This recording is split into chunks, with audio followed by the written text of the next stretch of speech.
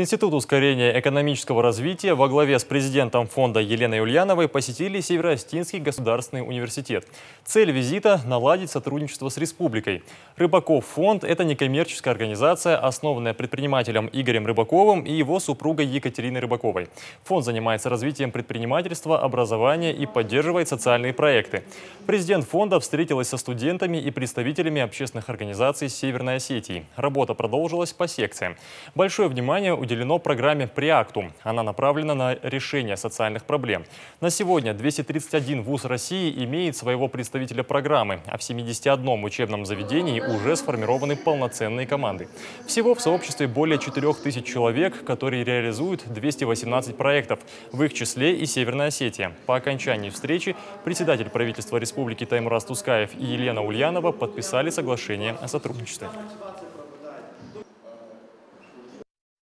Мы выстраиваем достаточно серьезные отношения с регионами в нашей стране, но Северная Осетия впереди всех северокавказских республик, поэтому это первое соглашение, которое мы сегодня будем подписывать.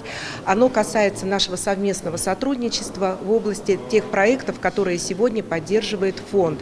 Это и в области образования, и в области поддержки предпринимательства, лидерских бизнес-проектов и социальных проектов.